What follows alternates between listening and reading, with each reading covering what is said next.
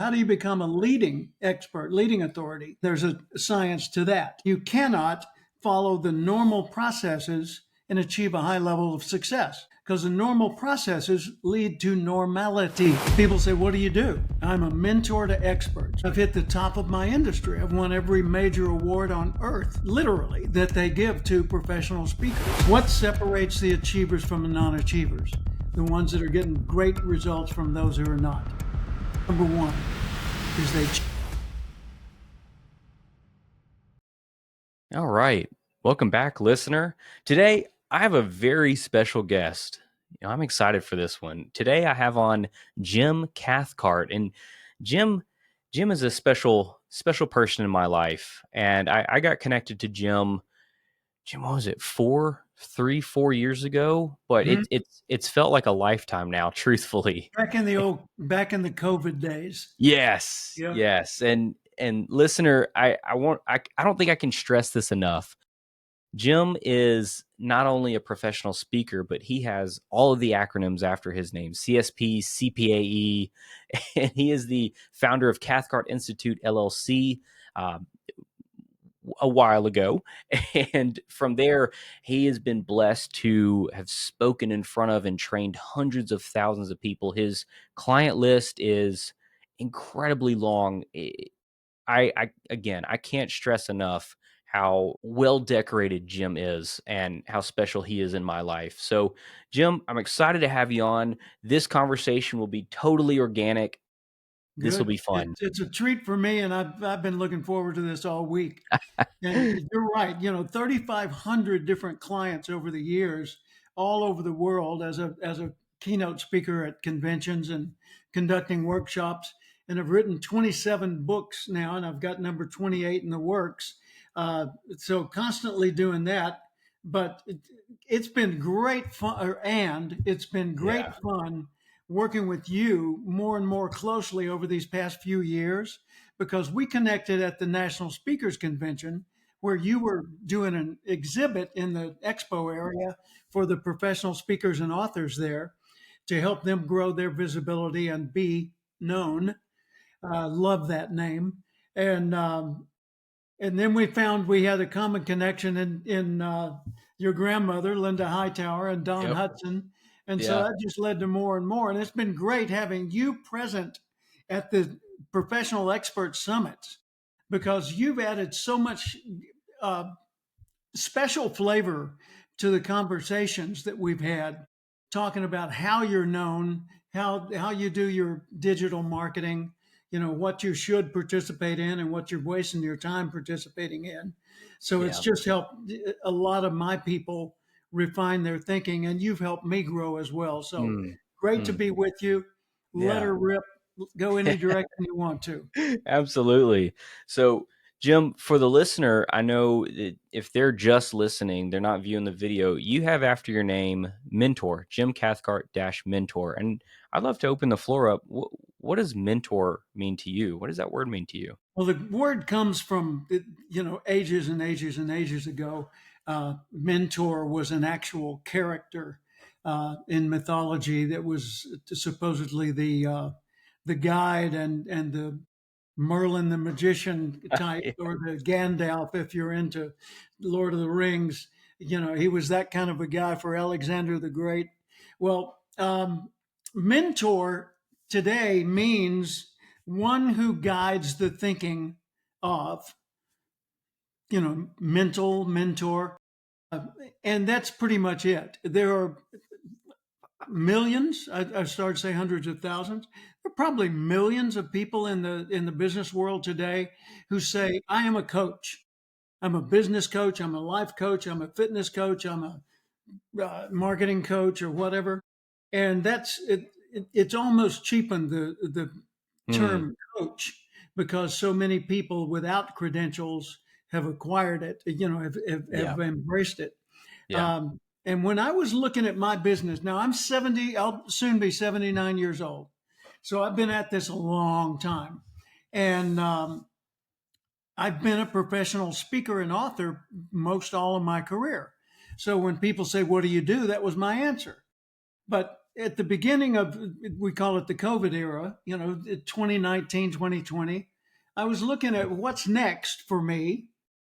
And I thought, okay, I've got a shorter runway than I used to have. I don't want to make the rest of my career still just more conventions. I want to help more people, but I want to spend more time one to one with people and in small groups. So I'm going to change my brand identity from Jim the speaker to Jim the mentor, and to take my 45 plus years of business experience with every imaginable kind of industry and apply it to helping people grow. And so I am, people say, what do you do? I'm a mentor to experts. Well, what's an expert? Well, a professional expert is a person who's making a living out of being an expert. What's the difference between that and any expert? Well, if you're an expert electrician, you're making your living out of being an expert electrician. But if you're not positioning yourself to be a celebrity on that subject, then I'm not your guy.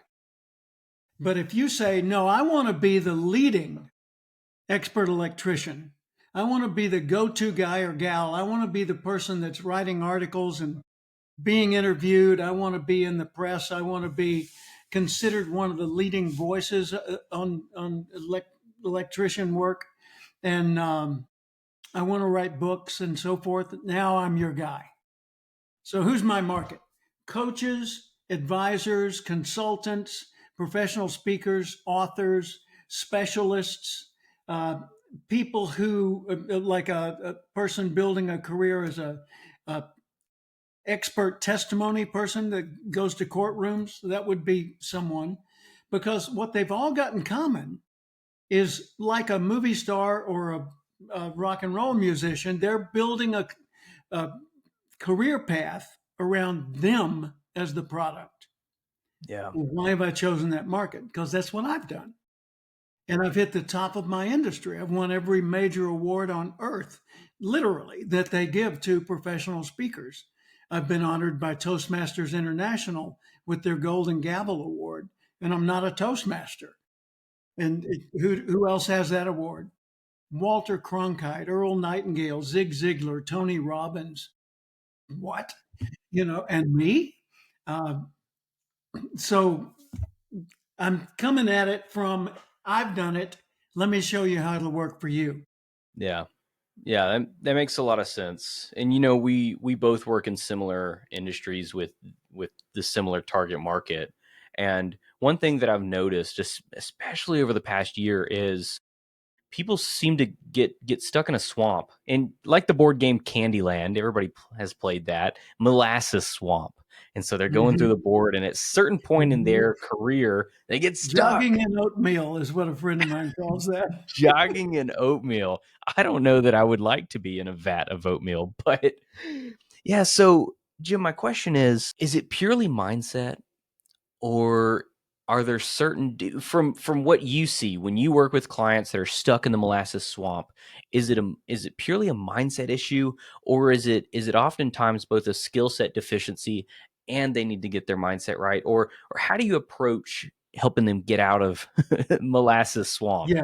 If someone says to me, I'm stuck, the first thing I want to do is ask lots of questions and observe, because a lot of times the answers to the questions aren't nearly as revealing as the way they answer the question. Mm, If they're answering it defensively or making excuses, or kind of assuming something is so, or assuming that a limitation is there and it's insurmountable, that tells me more than what they're saying literally. And in that case, it would be a mindset issue. But what I've found is most people think too small, because we've been trained from birth to think based on visible reality. It's like people say, I'll take a big category. Uh, do you believe in God? And if a person says no, let's assume that I'm the one that asked them that question. Do you believe in God? No, I don't. Why? Because I don't see evidence of God. mm, Oh. And then I start pointing out all the wonders of nature and science and everything else. And they say, yeah, but that's not evidence of God. That's just amazing things. I say, okay, let's try a different tack. Do you believe in thought? Well, of course I believe in thought. Everybody believes in thought. Well, prove it. Well, and they do whatever they come up. I think this, and that happens. No, you make that happen. You can't prove that a thought occurred. Well, you can get under a microscope and you can see little flashes in the dendritic tissue, and those synapses tell you that thoughts going on. No, they don't. They tell you that there are little sparks going on. Can't prove the existence of thought, but we all assume thought exists, and we operate on that assumption. Well, I assume a creator exists. Now, you don't have to get into religion to explore that.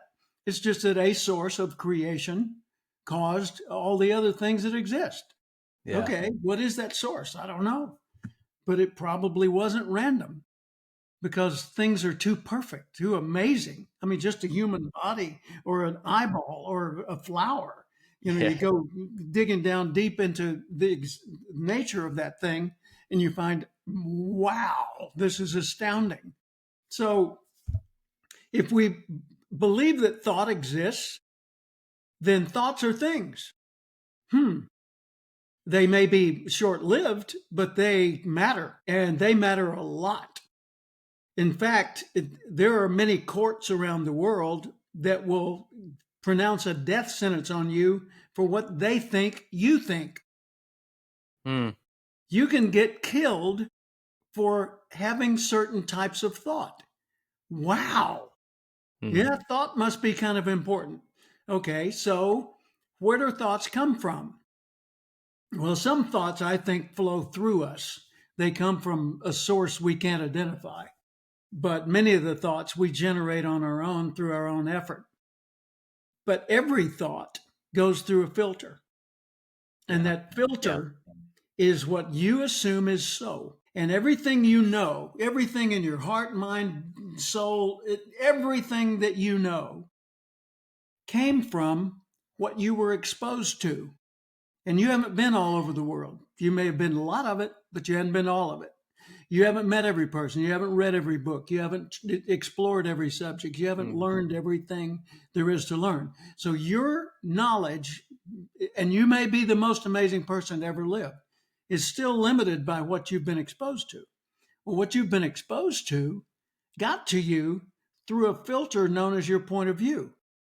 Now, if your point of view is life sucks and then you die, then all that information you were exposed to got filtered down into a pretty sour final catch, right? Yeah. And then what you retain of what you've been exposed to is, the thing that's finally there for you to dig in the files and pull it out and review it again. Yeah. So, good heavens, our perspectives are limited. So what do I do when I'm talking with someone who's worried about their business and they think, oh, the economy's bad, and businesses like ours, people are cutting back, and this is a buyer's market, not a seller's market now, and gosh, I've got to worry, but and then there's the climate change, and oh my God, we're going into a dark era of mankind, and all of those things just say, these are my excuses for not doing well today. I'd rather come at it with sunlight as the beginning point. Put everything out in the sun and expose everything. It's like if someone ever called me up and said, I know something about you and I'm going to tell if you don't pay me blackmail money. I would say, let's call the police and the news and bring them over right now, and you go ahead and tell them. Yeah. It takes all their ammunition away. Well, the same thing's kind of true for your negative thinking.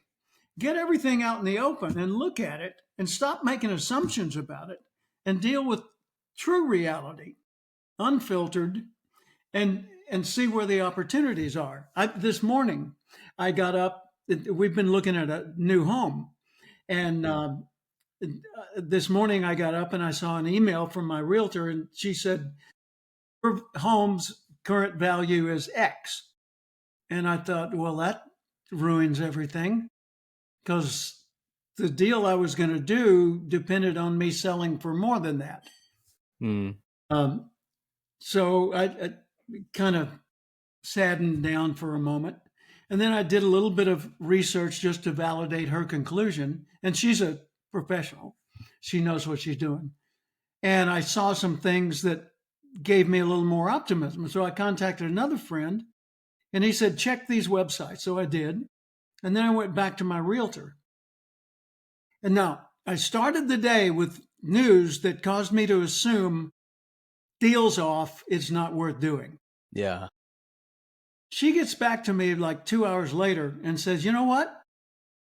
There were some things I didn't consider in my calculations, and I think your home is actually going to sell for more than you were hoping it would. She said triple, right? No, it wasn't that big, but it was a lot more. And Great. that would not only solve my problem, it would give me extra pocket money at the end. Nice. So Yeah. my whole world kind of went whoop, whoop, like that, shrunk and Yeah. then expanded in a matter of a couple of hours just today. And it's all mindset. What a roller coaster. Yeah. Jim, that makes me think about a situation I was in with a client a couple months back, and they were having a lot of difficulties with their advertising performance, and their return on ad spend was essentially break even. And we tried all sorts of new ad creative, new copy, new graphics, everything, and we were scratching our heads, and the client was very disgruntled. A lot of the weight of the world on my shoulders type of Yeah. stuff, and well, I was pretty bummed out, and I sat down and I actually talked with my girlfriend, and I had her go through the sales funnel, or the series of pages that it's a webinar, the offer, the checkout pages. And I watched her as she went through it. And in that moment, I did an immediate conversion rate optimization audit. I said, oh, we've got to change that headline, and we've got to change that button. And that email's going to spam, and she's not able to click there. And so in that moment, I went from, man, I may lose this client, to, wow, these are easy fixes. I bet you we can double our return on ad spend. So go from break even to, for example's sake, let's say it's a 1.0 to now it's a 2.0. Spend $1, make $2. So it can all change in the a flash of the moment. But I agree with you. Taking stock, just laying the cards out on the table and saying, you know what? Let's look at it. Let's look at it from, I had my girlfriend as a different perspective, but it's very easy to look at it from a new perspective. And Yeah. I honestly believe if you sit down, kind of just let your breath out and say, hey, no sacred cows, all cards on the table. But what do you think of that? Is there any way you would take it, or how you could really just breathe for a second Mhm. and take stock?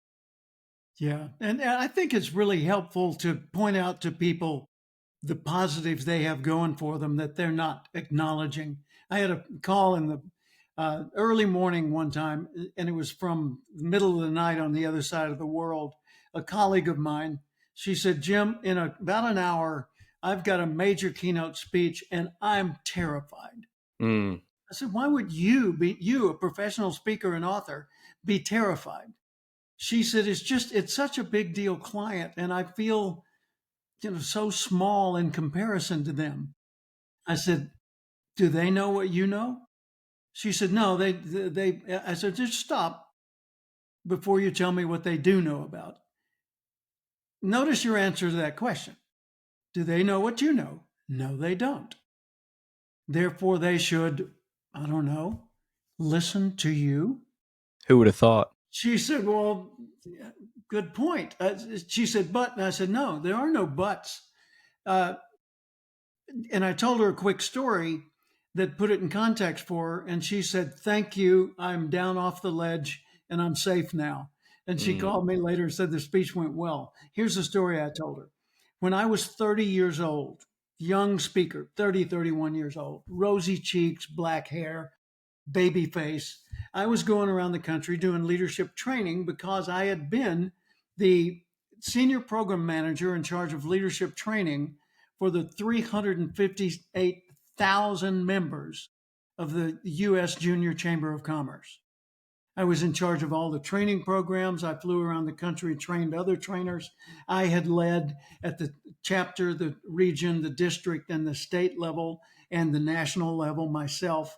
So I knew what I was talking about, even though I was very, very young. I had been to and spoken at 400 JC's meetings at that age. So here I am teaching leadership techniques that I learned by leading volunteers with zero budget. And so I got hired by the American Medical Association to train doctors, chiefs of staff of hospitals who were doctors in charge of doctors. Well, a doctor's intimidating enough, but a doctor in charge of doctors? And these people came together from all over the country, and they were at the Biltmore Hotel in downtown Los Angeles. And I'm in the back of the room. I'm next as a speaker, and the speaker before me is one of those who's reading his paper, his research paper. And so he gets all his papers, and he comes to the front, and he sets them on the lectern, and he got his glasses on the end of his nose. And he looks up and says, "Good morning." And then he starts reading his research and conclusions. And every once in a while, he'd do this. And then he'd go back to reading his notes. Well, the room's going to sleep. And I noticed this sitting in the back. And I'm thinking, now these guys are reporting vitally important life and death information on medical procedures to each other. And they're sleeping through it. Something's got to change. So this guy concludes, and it's my turn. And it's one of these tabletop lecterns with the gooseneck microphone, like that. And it was wrapped around the gooseneck. So they say, "Ladies and gentlemen, our next speaker," and it was all gentlemen. Our next speaker is Jim Cathcart. He's da-da-da-da-da and da-da-da-da-da-da, but there's another side of him that's more interesting. He's also been a nightclub singer, a bartender, an insurance agent, a bill collector, a banker, an association executive, and an internet business owner. He may not be able to hold a job, but I understand he can hold an audience. Here's Jim Cathcart. So it's a playful introduction, and it establishes my credentials, but then it's supposed to put people in a good mood. Not these guys. They're in this mood. Really? And they're looking at each other and rolling their eyes. And so I walk to the front, 30-year-old rosy-cheeked me, and I grab the microphone and unwrap it from the gooseneck and step out from behind the podium to where I'm standing face to face with the people. And they're backing up because they're afraid there might be human contact in their future. They don't want me getting any closer. And I smile at them and I say, "Good morning." Silence. I say, "I'd like all of you to go back in your mind to medical school and put yourself in one of the classes you had on leadership and managing people." Long pause. And then I said, "Could I see a show of hands? How many of you had classes on leadership and managing people?" No hands went up, of course. And I said, "Please look around the room." Okay. I said, "Do you know what this means?" "It means I'm the expert and you should take notes." And there's this awkward pause. And then there's laughter. And then they burst into applause. And they said, "Good point, kid. All right, go ahead. Teach us what you've got." And I did. And they ranked me 5 out of 5 on their rating scale and hired me again for the next month in Washington, D.C. for the same thing. Excellent. Now, I went into a room with people that were way more sophisticated and educated than I was. And I was intimidated by them, and they added to the intimidation because they the God complex that you see in a doctor environment was very much present that day. Yeah. I could have succumbed to that, and in most cases would have, but because of the field I've chosen and the awareness I've come to, I realize this is just mindset. I know something they don't know, and they need it. So I'm going to assert myself in a respectable way, not be arrogant, but be playful and teach them what I've got. And sure enough, it worked. And I got a whole bunch of different engagements over the years for the medical community. Yeah. Same thing with attorneys, same thing with a lot of high powered CEOs, you know. Um, Anytime you're feeling intimidated by a client, the thing to remember is this: every single person, even that big, scary looking guy at the other end of the boardroom table, every single person on earth is embarrassed about something. Yeah. Every single person feels inadequate about something, and they're ashamed of something, and they are excited and dreaming about something that they don't know whether they could achieve. So Mm, just get it that all the scary stuff is just a package that a regular other human being is traveling in. mm, mm. Excellent. Excellent tie-in there. And listener, I've actually had the opportunity to hear many of Jim's stories. Jim, I don't think I've heard that one before.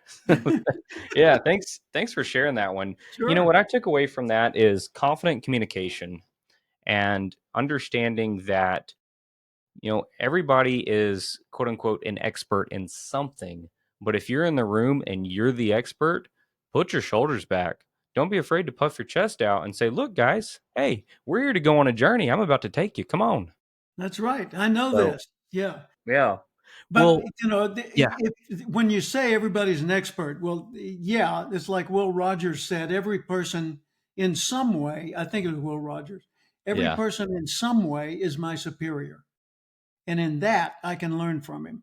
May have Mm, been Ralph Waldo Emerson, but who knows? Anyway, but the point is, even a beggar on the street knows things about the street yeah. that you don't know. So in that category, you could learn from him or her. Mm, Uh, the the thing to remember is that what the what a person is an expert about or on may be very limited in value. yeah. Yeah. So I could say, yeah, my 9-year-old grandson, if I had one at that age, is an expert on something, but it's not worth paying for. And he should be listening more than he's talking, Yeah. right? Yeah. So yeah. There are levels to this. And Jim, this is a concept you talk about a lot. And I'll share something after we talk about the levels that I've been talking about and discussing with some of my clients in the past year, and Hmm. they love it. But before that, I want to talk about the levels of Of essentially being expertise. being Yeah. known. Yes, levels of expertise, and we play to our strengths. But yeah, anyway, Here's the way to approach that. Um, in the world of professional expertise, if you want to become a true professional expert, then you've got to first pick a lane. Are you going to be an expert at life? Too broad. Music, too broad. Um, Live performance of music, okay, getting better. Live performance of folk music, okay, now we're getting somewhere. Or live performance of rock and roll or whatever. Or sound systems for musicians. The narrower your lane gets, the further you can advance on it rapidly. The wider it is, the more time it's going to take you to establish any credentials at all. So first you pick a lane, right? Like yours is to help people be known in a way that they can convert that into revenue and build a career, create a business around it. Okay. So that's the lane. Now the levels of expertise start with the lowest level is incompetence. You got nothing to say and it's not worth listening to. Okay. So what's the first usable level? First usable level is competent, able to do the job, know enough to be allowed at the big kids table. Not a big deal, but a competent person. Okay, so competence is level one. What's level two? Level two is excellent. That means you not only are good at what you do, but once in a while, you can get people to go, wow, that's that's amazing, right? So that competent to excellent, excellent to expert. Now, what's expert? An expert, this is mastery, right?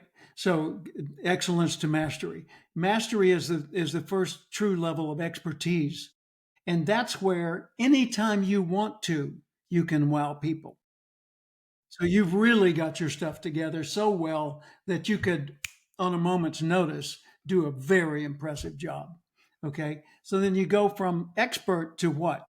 Leading authority. Because in all your field of experts, and let's say there's 1,000 of them in your field, if you're just one of the 1,000, you don't stand out. So how do you become a leading expert, leading authority? And there's a science to that. And then a leading authority would be someone that others quote, someone they can, well, Daniel, he's your go-to guy because he's a leading expert. So even the other experts pay attention to you and call you for advice once in a while. From leading authority, the next level up is the public level, which is celebrity. And that's where you're not only a leading person, you are really well known. Like among professional speakers, there are thousands of people that give good speeches with good information. Some of them are trainers, some are teachers, some are lecturers, some are storytellers, but they're not distinguished as different because of being at the competence level. Excellent level, people start saying, "Oh, you're looking for a speaker for your conference? Get Daniel." I heard him the other day. Man, what a great speech. Okay, so Daniel's now in a different level. The next level above that is expert, mastery. So that would be a Speaker Hall of Fame level or something like that, where people say, "Ooh, you want the best. Here's what I recommend you do." Then leading authority. How do you get to leading authority? You got to be known. You got to do the things that Be Known agency teaches in order to take your expertise to that level of awareness in your niche. And then celebrity is where you take it public and you're going for big numbers on YouTube and LinkedIn and in the media and on podcasts and showing up everywhere. And when somebody talks about someone in your niche, your name is a point of reference that they use. Like in professional speaking, they would say Anthony Robbins, Ziglar, Earl Nightingale, names like Brian Tracy, Les Brown, Patricia Fripp. There are names that are the celebrity road markers or milestones. And then above that would be star. And in that group of people I just mentioned, Tony Robbins or Zig Ziglar would be the stars because they were so big, so well known that they were hired by, in Tony Robbins' case, Bill Clinton's White House, hired Tony to come in and do training at Camp David for the cabinet members. Wow. Yeah. I thought I did well when I was hired by Nancy Reagan to train the Just Say No speakers. I was hired by the White House, but not at the level he was.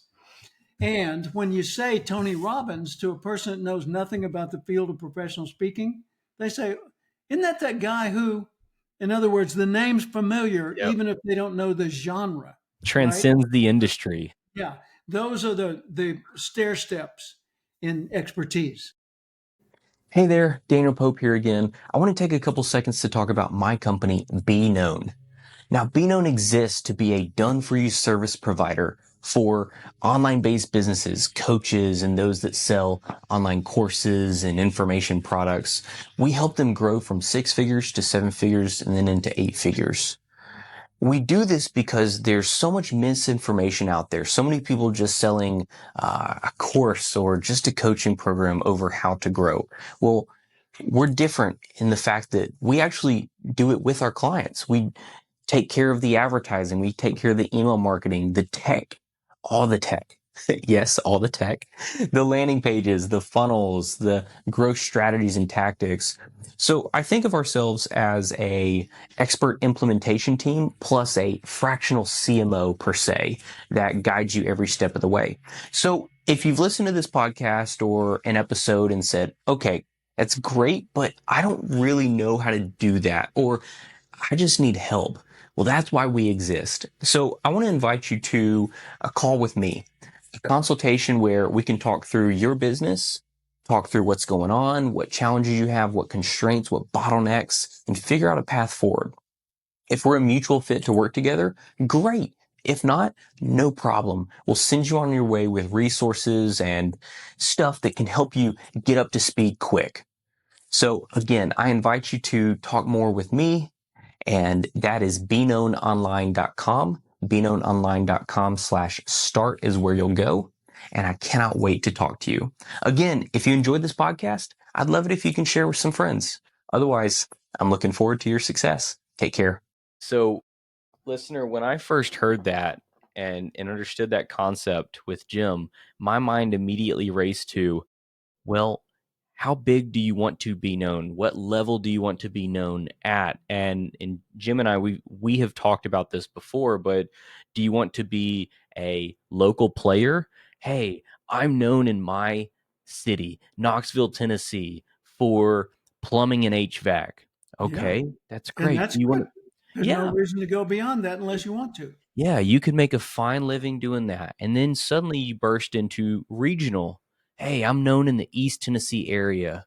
And then suddenly you start to go countrywide and then international and household name. And so it's parallel to what Jim just shared. But Jim, this is a concept that I've been sharing with clients when we do our quarterly planning sessions. And it's, how big do you want to go realistically? And the That's right. keyword there is realistically. Where do you want to play? And Hmm. please do not fool yourself thinking you can go from expert to star overnight. And also understand what that takes. That's Jim, I right. mean, you know very well what it takes to become someone like Tony Robbins, dedication, hours, even the nutrition down to a science. My goodness. Yeah. It consumes your entire life. It So if does. you aspire to the top of the food chain, you got to be willing to be a mutant, to be Yeah. different from everybody else you know, to be a unique creature on the face of the earth. Because if you're not willing to do all of that extra work, Yeah. then that's the wrong goal for you. Yeah. So, which level is acceptable? Well, competent is acceptable. My dad was a competent electrician and telephone repairman. He worked for the phone company for 35 years and retired from that. And he was in the Army and he was an officer in the Army, and that was fine. But he didn't choose to build on that. He got to major and then retired. But with the phone company, he didn't want to be known as, Yeah. a key guy. He was content to have a good, solid, dependable, reliable life and be admired by his friends and neighbors. Well, God bless him, right? I, on the other hand, went crazy ambition on him. And I said, I don't want to work in an office at the bank, although I did that. I, I want to go for the gusto. I want to be something. I want to make a difference in the world. And when I finally heard Earl Nightingale on the radio and got inspired by a little motivational message one day back in 1972, my whole life changed direction and Mm, never went back. And yeah. so now, like you heard all my credentials earlier, I've definitely done it. Yeah, I've given paid absolutely. speeches in all 50 states. You know, I, so if there's a thing on the speaker's wish list, I've probably already checked it off. And Yes. I'm loving doing the mentorship now because it allows me to take all that experience and knowledge and share it through stories like this, where other people can say, "Oh, I see the principle you're talking about. Yeah, that applies to me, even me in my field of real estate home staging expertise, making homes ready for sale." So, whatever your niche, own your niche, but don't fall into the delusion that you've got to be the number one. Mhm. I used to lead strategic planning retreats for banks and insurance agencies and small businesses, and I would get their executive team, which is usually just less than 10 people, Yeah. uh, and we'd go away for a couple of days with a bunch of flip charts and wallpaper a room with our thinking. But I would always start with, "What do you want? Yeah. Why should we bother going back to work there? Couldn't we buy a movie theater and do that? Or couldn't we open a restaurant? Couldn't we do something else? Build playgrounds for children? No, we want to be a bank. Okay, well, what's your goal? And invariably, the first round of discussion was, we want to be the absolute best bank in the da da da da da da da da da da da. Do you really? I mean, it's nice to be there, but are you willing to go the distance to be the number? Would it be okay with you if you got really wealthy and well known and respected 3 levels down from that? Well, yeah, but shouldn't you shoot for the star if you want to hit the moon? No, you should shoot for the moon, but aim high. Mm. You know? Yeah. Yeah. No, that's a great point. And, far too often, even when I was starting this entrepreneurial journey in 2017, I would quickly look to others that have already done it. And I would consider them leading authorities in the field of digital marketing. And I would quickly try and put myself in their shoes. And comparison is the thief of joy. It took me way too long to truly understand that. And I still struggle with Pause that. and say that again, because I think Yeah. everybody needs to hear that. Yeah. Comparison is the thief of joy. Yeah. And When you're judging your worth in the world by comparing yourself to other people, that's the quickest way in the world to lose your joy. yeah. Why? Because we never compare evenly. We compare their strengths to our weaknesses, Mm, not yeah. strength to strength, weakness to weakness, developing to developing. It's always, this is good about them and not good about me. I lose. Yeah. Yeah, but what's good about me? Well, that's irrelevant. I've already lost. No, make it an even comparison if you're going to do it. And that hits close to home. Yeah. Why do we do that? Why are we so quick to throw, for example, I look at other marketers and I still do a little bit, but early on I did a lot. And I looked at other marketers, celebrity S figures in my industry, and I would say, man, they're great on video. But you know what I never considered? They suck with the technicals. They are terrible operators. You know what old Danny Boy is? There A you go. great operator. And I can Yep. reverse engineer the Lego structure. And I never sat down and said, wait, my strength is their weakness. So Mhm. I just have to roll up And in the there's your levels. opportunity, by the way. Yeah, it is. And Yeah. that's, Jim, that's why I position Be Known as, hey, we're the IT team that makes you money. Yeah. Whoa, I don't know any other marketing agency that says that. So I wanna wrap the bow on the levels real fast. I'm Yeah. curious, when we talk about the different levels, my hypothesis here is that most people in the world are either incompetent or just competent. And they go about their day, and whether they float through the day or they have an understanding of what they're doing through the day, they're fine with the status quo and below. Yeah. So, Jim, the question is, how do we jump from competent to excellent, excellent to leading authority, from there to the other levels above that?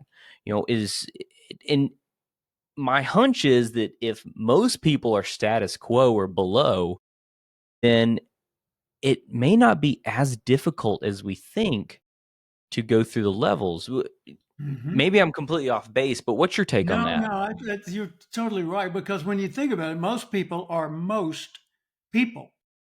Most, the norm. It's abnormal to be like you or me. It's abnormal to aspire to more. The world encourages compliance and conformity. It does not encourage excellence and achievement. That's a hybrid behavior, and you cannot follow the normal processes and achieve a high level of success, because the normal processes lead to normality by definition. So, are most people A students or B students? Neither. Most people are C students and Yeah. below. A and B students tend to stand out. And I'm not just talking about academic, I'm using that metaphorically. Uh, are most people athletically, are most people really good at some athletic endeavors? No, they could be. Likewise, academic, they could be. But the thing that separates the people that are doing more and from those that are not is one thing and one thing only. One thing only. This is the one thing, one key to success, period. Everything else is committee work. You ready? Yeah. They decided to. Mm. In other words, they wanted, they didn't desire, idly wish for.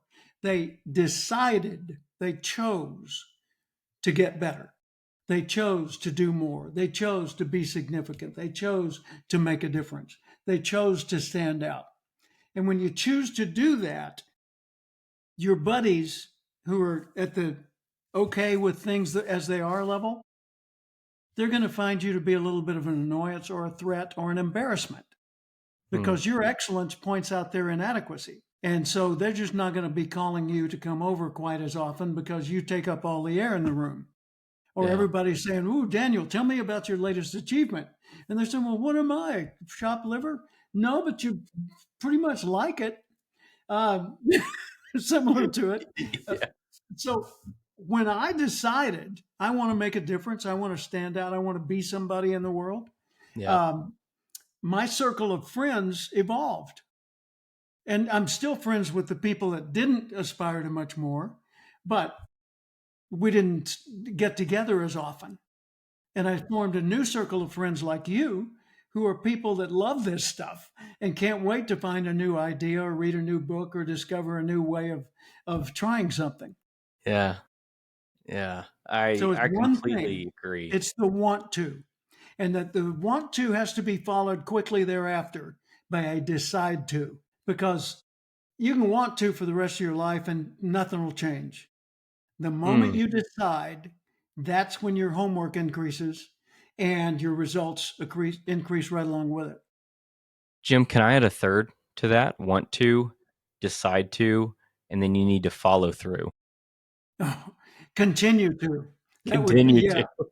yeah, that would be Continue good. to. Yeah, because I recently did a little learning lesson on audio on a network called myfuel.io, Okay. myfuel.io, and it was about follow through. I said the number one most neglected thing in all business is follow through, and we could talk for hours about that, but that's fact. Yeah. Yeah.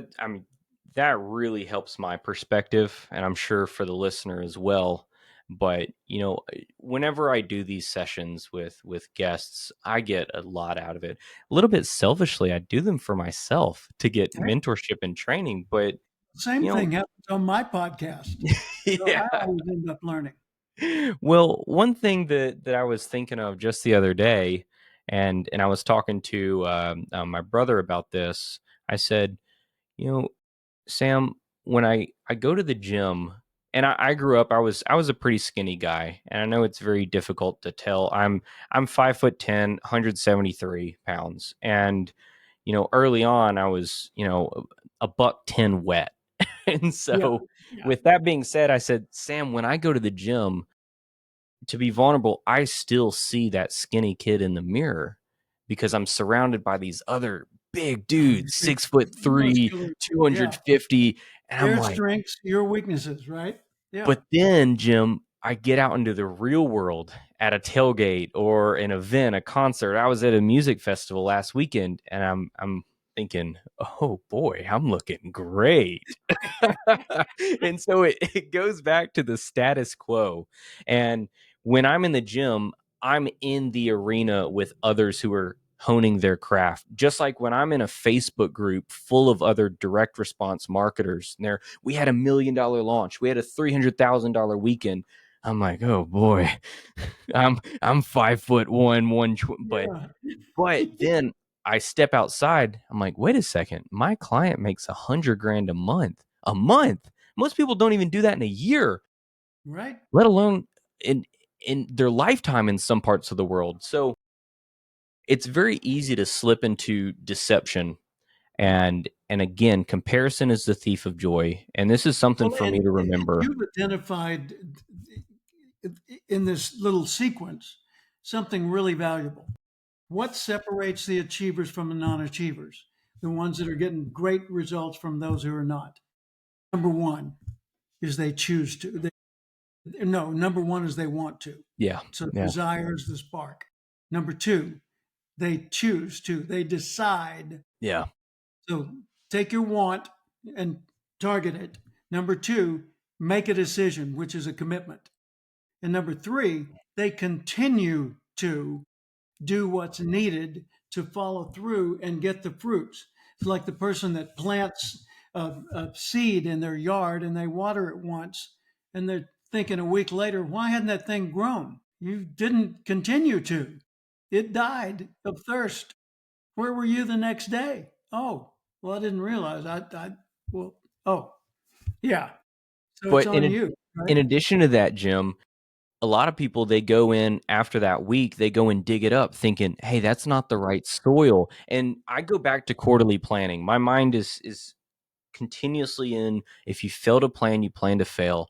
And when I see clients, we have great quarterly planning, and then they want to dig up the plan. They want to say, hey, no, wait, can we try something else? I'm like, no, goodness Not until gracious. this one bears fruit. Yeah. Yes. So anyway, man, I'm sure we could talk for hours on this stuff, Oh, but Lord. I want to land the plane, Jim, on what you've been doing the past few years with your CPE, with Mm-hmm. Experts Academy, with the summit, and everything in that. I'd love for you to share some about that. Thank you. Well, I decided that the best way for me to be a mentor is to create a structure that would be desirable to experts. And I'm the guy who designed the certified speaking professional curriculum for the National Speakers Association. And it's called the Professional Competencies. It's 8 sets of skills, a set being a competency. These are the things you're competent at. So 8 sets of those. And that was the structure. And I took that structure and rethought it and said, okay, what if it's not about professional speaking, but it's about being an expert for a living? And how would it change? And so I just redesigned the structure. And then I said, okay, how can I certify people? What needs to be present? Well, professionalism has 5 qualifiers. You're highly educated for that profession. Doesn't mean academic, but highly educated, whatever it is. Second, your education never ends. It's lifelong, keeps renewing all the time. Number 3, it's done for pay.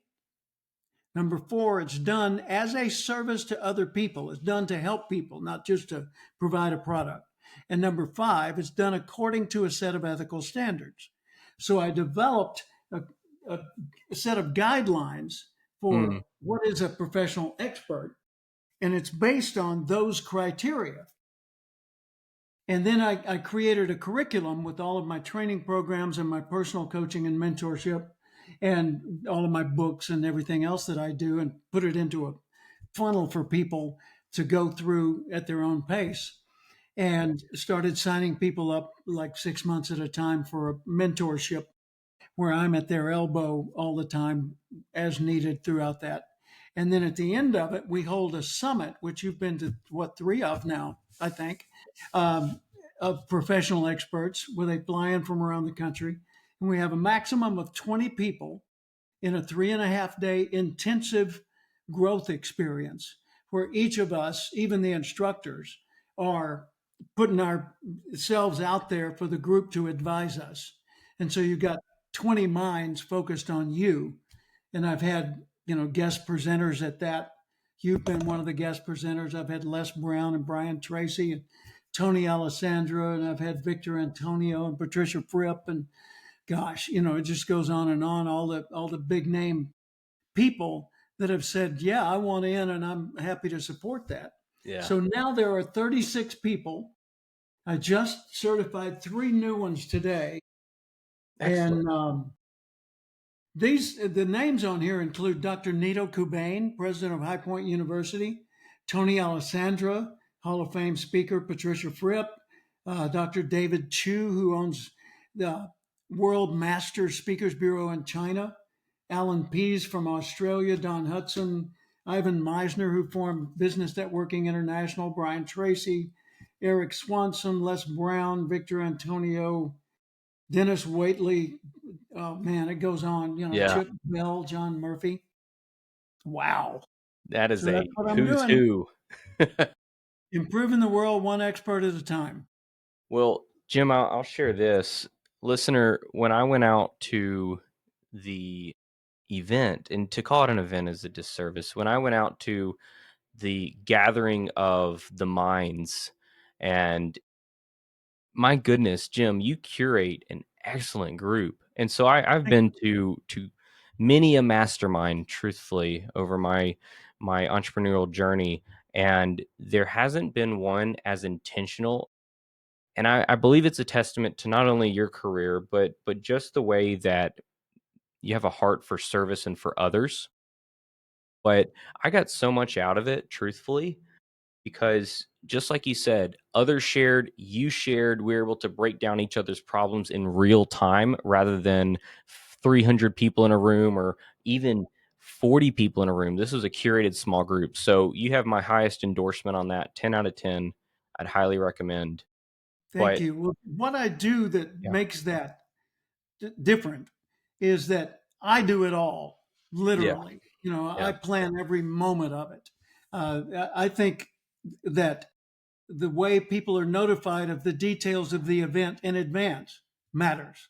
I think what happens when you first arrive and check into the resort or the hotel or whatever matters. I think that the transportation from your lodging to the meeting matters. I think everything about it matters. And so yeah, I'm, as you said, hyper intentional about the experience.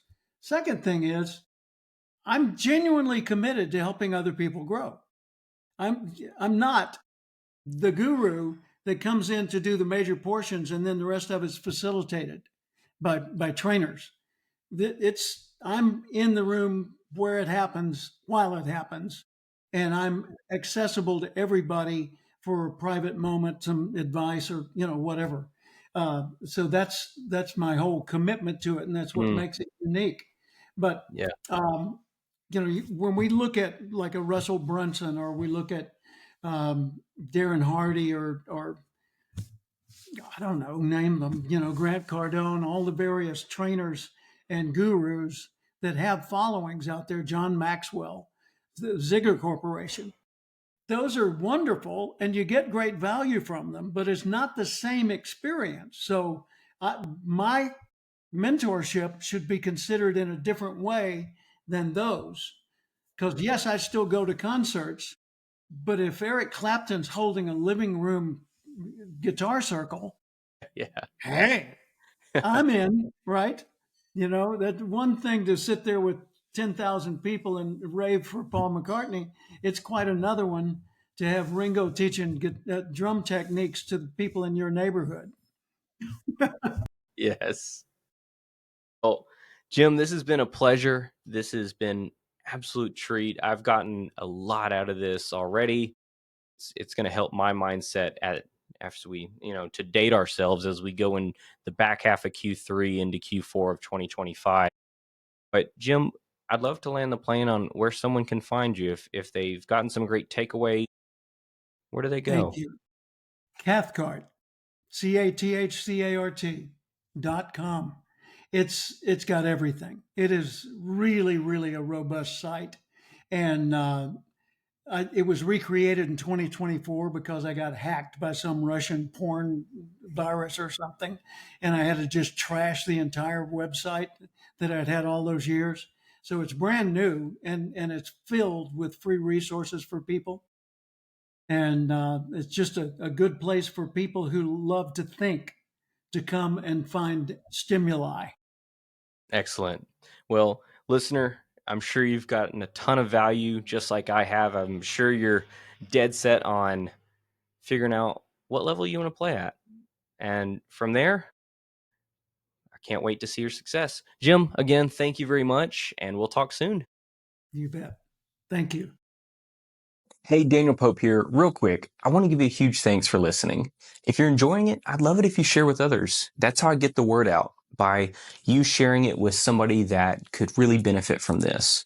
Now, I started this podcast to stand out above the noise, to give real growth tactics in a crazy world when others may give some misinformation or not cover everything you need to know. That's not my MO. My MO is being able to give back, being able to help others see what they actually need to do in order to grow. And that's why personally, my company, Be Known, we don't offer any courses or coaching programs. We're a done for you service provider because we know in this world, sometimes people just need a helping hand, a connected team, and an expert to be there every step of the way. So again, I really appreciate you listening, and talk to you soon.